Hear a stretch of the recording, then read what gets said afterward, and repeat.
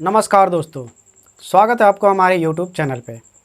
हमने पिछले 6 video lecture में 152 प्रश्नों तक का सॉल्यूशन देख चुके थे। ठीक है, अब हम इसके आगे के प्रश्न उत्तर को देखेंगे और उम्मीद है आप इन प्रश्नों को एक बेहतर कॉपी में नोट कर रहे होंगे और इन चीज़ों को आप याद करने का कोशिश कर रहे होंगे। ठीक है, तो आज हम देखेंगे सवाल नंबर 153 से। चलिए शुरू करते हैं। देखिए सर, सवाल नंबर 153 है, पीतल किसका किसका मिश्रण होता है। ठीक है, तो पीतल मिश्रण होता है तांबा और जिंक का। देखिए, हम जब याद किए थे कुछ इस तरह से याद किए थे। याद रखिए, पिता जी, पिता मतलब पी मतलब पीतल, और ये तांबा और ये जिंक। ठीक है, तो पीतल को कुछ इस तरह का प्रकार से आप याद रख सकते हैं। तो पीतल, तांबा और जिंक का मिश्रण होता है। ठीक है, सवाल नंबर 154 है, कांसा किसका किसका मिश्रण होता है। ठीक है, तो ये होता है तांबा और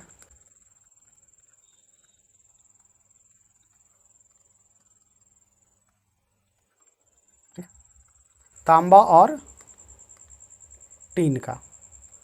ठीक है, इसको हम कैसे याद रखे थे, इसको रखे थे आप काटा ती, मतलब का से कासा और ट और त लगभग लगभग सेम होता है, तांबा और टीन। ठीक है, ती से टीन आप याद रखिएगा। ठीक है, और नहीं तो आपको अगर ये पल्ले नहीं पड़ रहा है तो आपको पूरा पूरा याद रखिएगा कि कासा, तांबा और टीन का मिश्रण होता है। ठीक है, सवाल नंबर 155 है। सवाल नंबर 155 है, सोल्डर किसका किसका मिश्रण होता है। तो सर, सोल्डर मिश्रण होता है सीसा और टीन का। ठीक है, अगला सवाल है सवाल नंबर 156, जर्मन सिल्वर किसका किसका मिश्रण होता है सर। तो जर्मन सिल्वर मिश्रण होता है कॉपर, कॉपर बोला तो तांबा, कॉपर प्लस निकेल और प्लस जिंक, यानी जस्ता का। ठीक है, इसे भी आप ध्यान रखेंगे। सवाल नंबर 157 है कि धोने के सोडा का आणविक सूत्र क्या होता है सर। तो धोने के सोडा का आणविक सूत्र होता है Na2CO3.10H2O। ठीक है, आगे बढ़ते हैं। सवाल नंबर 158, सवाल नंबर 158 लिखा हुआ है, कार्बन के कितने अप्रूफ होते हैं, नाम लिखिए। तो कार्बन के 3 अप्रूफ होते हैं सर। ठीक है, एक तो होता है हीरा, जो प्रकृति में सबसे कठोर पदार्थ है। ठीक है, दूसरा होता है ग्रेफाइट। ठीक है, जो विद्युत का सुचालक एवं सॉफ्ट होता है। एक होता है फुल्लेरिन। ठीक है, सवाल नंबर 159, एलपीजी का पूर्ण रूप क्या होता है। तो एलपीजी का पूर्ण रूप होता है लिक्विफाइड पेट्रोलियम गैस। ठीक है, चलिए लिख लेते हैं इसको।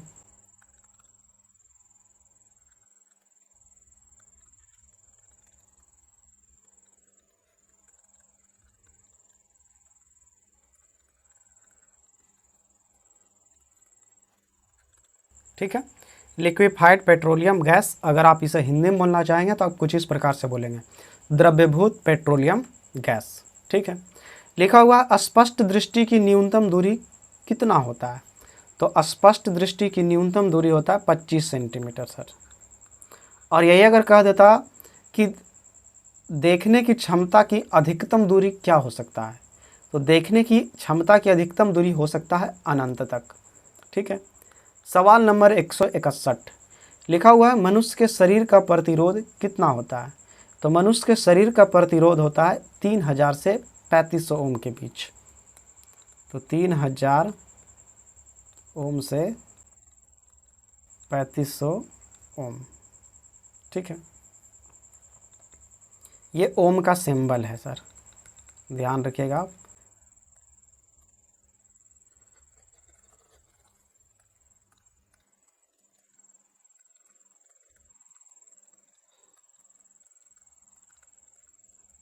ये ओम का सिंबल है। ठीक है, देखते हैं सवाल नंबर 162।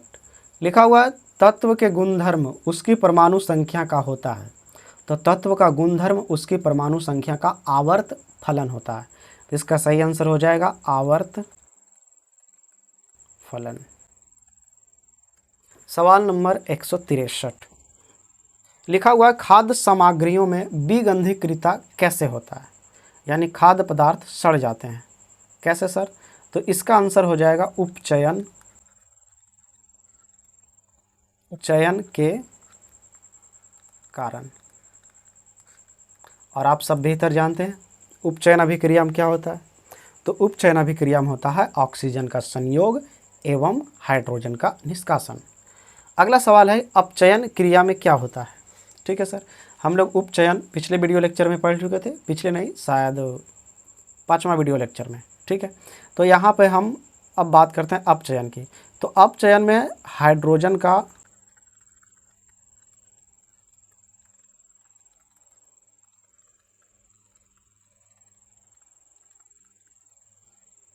ठीक है, अपचयन अभिक्रिया में होता है हाइड्रोजन का योग, यानी जिस अभिक्रिया में हाइड्रोजन आकर मिलेगा वो बोलेंगे अपचयन अभिक्रिया हो रही है, या ऑक्सीजन बाहर निकल रहा होगा तो बोलेंगे कि अपचयन अभिक्रिया हो रही है। ठीक है, अगला सवाल देखते हैं।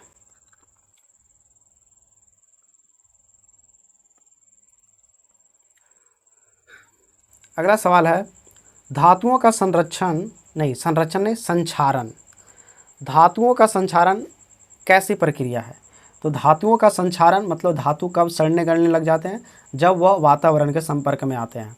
वातावरण के संपर्क में आना मतलब ऑक्सीजन के संपर्क में आना, और ऑक्सीजन के संपर्क में आना इसका मतलब उपचयन अभिक्रिया होना। तो इसका आंसर हो जाएगा उपचयन।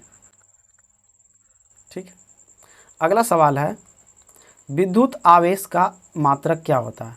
तो आप सब बेहतर जानते हैं सर, आवेश का मात्रक होता है कूलॉम। ठीक है, कूलॉम। अगला है शुक्राणु का निर्माण कहाँ होता है। तो आप सब बेहतर जानते हैं शुक्राणु का निर्माण होता है वृषण में। और वही अगर पूछ देता कि अंडाणु का निर्माण कहाँ होता है तो अंडाशय में। बात करते हैं सवाल नंबर 168 के। पुरुष में शुक्राणु उत्पादन एवं यौनावस्था के लक्षणों को नियंत्रित कौन हार्मोन करता है। आप सब जानते हैं 12 वर्ष के उम्र के बाद किशोरावस्था शुरू हो जाती है। तो किशोरावस्था जब शुरू होता है मतलब यौनावस्था के लक्षण दिखने लगते हैं। ठीक है, तो उन सबको नियंत्रित करने के लिए हमारे शरीर में एक हार्मोन निकलता है। उस हार्मोन का नाम क्या है। तो उस हार्मोन का नाम है टेस्टोस्टेरोन। इसका सही आंसर हो जाएगा टेस्टोस्टेरोन।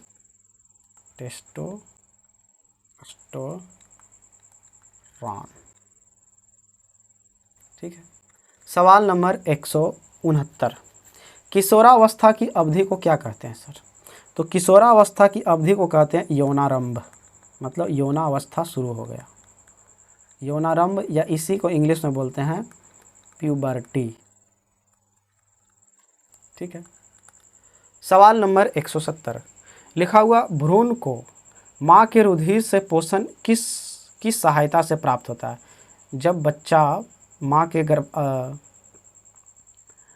के पेट में होता है तब उस बच्चे को कहाँ से मिलता है न्यूट्रिशन, भोजन वगैरह। ठीक है, तो वो जिस अंग से मिलता है उसे बोलते हैं प्लेसेंटा। ठीक है, प्लेसेंटा। और ये प्लेसेंटा किससे जुड़ा होता है, नाभिक से सर। ठीक है, बच्चे का। अगला है ऋतुस्राव यानी रजोधर्म कितने दिन तक चलता है। तो रजोधर्म या ऋतुस्राव या 2 दिन तक चलता है या 8 दिन तक चलता है सर। तो इसका सही आंसर होगा 2 से 8 दिन। अगला सवाल है यौन संचरित जीवाणु जनित रोग कौन कौन है। तो यौन संचरित जीवाणु जनित रोग हैं गोनोरिया और एक है सिफिलिस।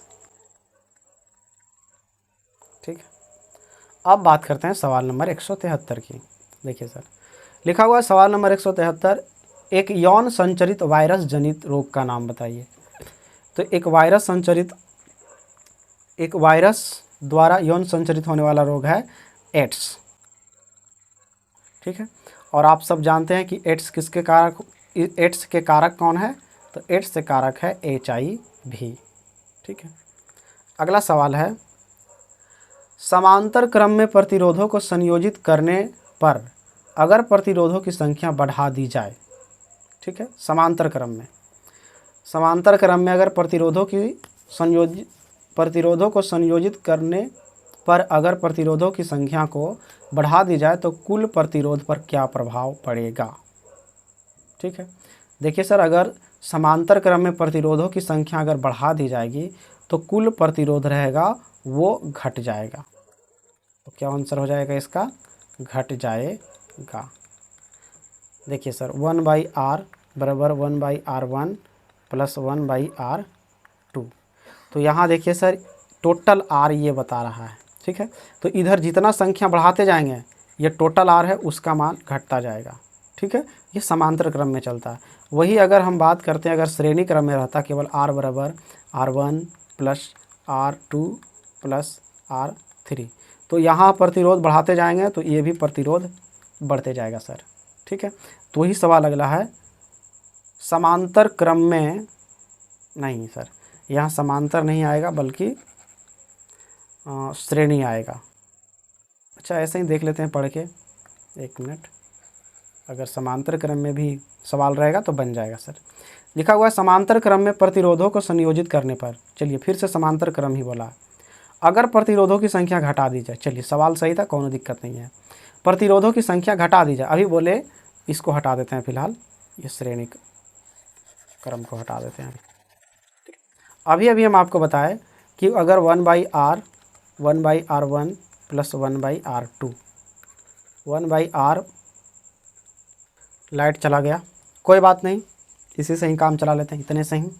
तो यहाँ पर देखिए सर, अगर यहाँ एक और समझते हैं,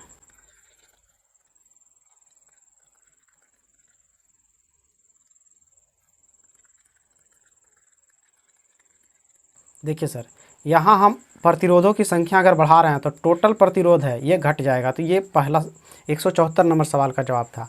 वही अगर हम यहाँ देखेंगे प्रतिरोधों की संख्या कम है, ठीक है, तो अगर प्रतिरोधों की संख्या समांतर क्रम में कम करते जाएंगे तो कुल प्रतिरोध है जो वो कुछ बढ़ेगा। तो यह आंसर हो जाएगा बढ़ेगा। ठीक है, यह आंसर क्या हो जाएगा, बढ़ेगा। ठीक है, तो आज